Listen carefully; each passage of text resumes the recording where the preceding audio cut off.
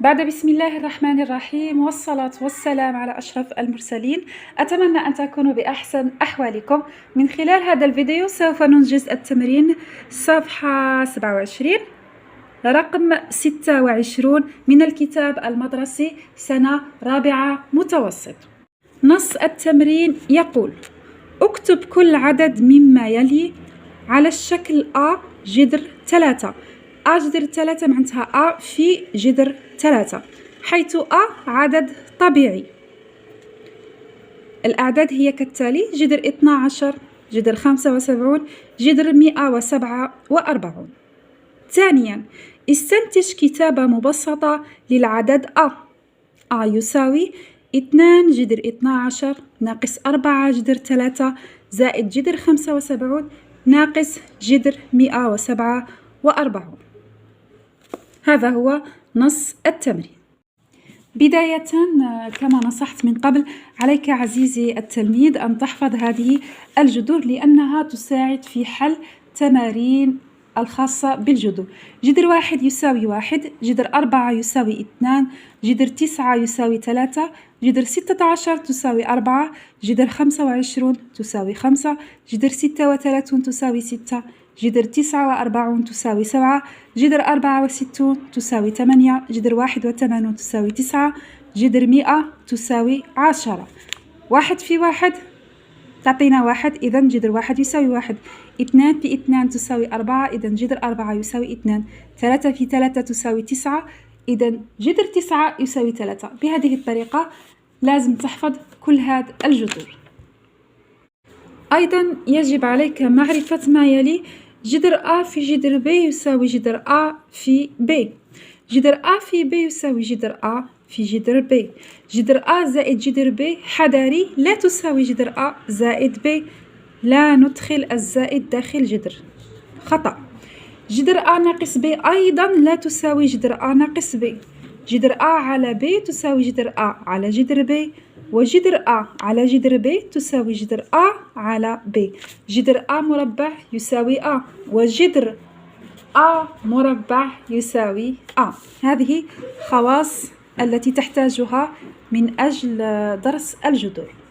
إذن أولا طلب منا كتابة كل عدد مما يلي على الشكل A جذر 3. A جذر 3 معناتها A في جذر 3. جذر 12 سنكتبه على الشكل A جذر 3. كيف ذلك؟ إذن جذر 12 لازم 12 نحولها إلى جداء، نكتبها على شكل جداء. أنا كتبتها 4 في 3. قد تسألوني لماذا لم تكتبي 6 في 2؟ لماذا لم أكتب 12 تساوي جذر 6 في 2 وكتبت تساوي جذر 4 في 3؟ بكل بساطة لأنها لو كتبت جذر 6 في جذر 2 بعدها سأكتب جذر 6 في جذر 2، لكن جذر 6 ما راحش يعطيني عدد طبيعي، إذن لن أتحصل على هذه الكتابة اللي هي من الشكل A جذر 3. وبالتالي أنا كتبت، نعرف أيضا أن 12 تساوي 4 في 3 وهي تساعدني لأنها جذر 4 يساوي 2. إذن جذر 12 تساوي جذر 4 في 3 تساوي جذر 4 في جذر 3 تساوي 2 جذر 3. خدش جذر 4 يعطيني 2. سهل جدا، فقط تابعوا هذه الخطوات. جذر 75 أيضا لازم نكتب 75 على شكل جداء، بحيث أحد العددين لازم يكون من بين هاته الجذور. وجدت أن 75 يمكن كتابتها على شكل 25 في 3، وجذر 25 معروف هو 5. إذن جذر 75 يساوي جذر 25 في 3 يساوي جذر 25 في جذر 3. جذر 25 يعطيني 5، وبالتالي جذر 75 كتبتها على شكل 5 جذر 3. جذر 147 أيضا سأحاول أن أكتب 147 على شكل جداء، بحيث أحد العددين لما نجي ندير له الجذر يكون معروف، يكون من بين هذوك الجذور اللي أنا دائما أنصحك بأن تحفظها. وبالتالي جذر 147 وجدته يساوي جذر 49 في 3 يساوي جذر 49 في جذر 3 يساوي 7 جذر 3. الجزء الثاني من التمرين يقول استنتج كتابة مبسطة للعدد أ حيث أ يساوي 2 جذر 12 ناقص 4 جذر 3 زائد جذر 75 ناقص جذر 147. من قبل احنا بسطنا جذر 12 وجدناه يساوي 2 جذر 3. إذن نعوض مكان جذر 12 نحط 2 جذر 3.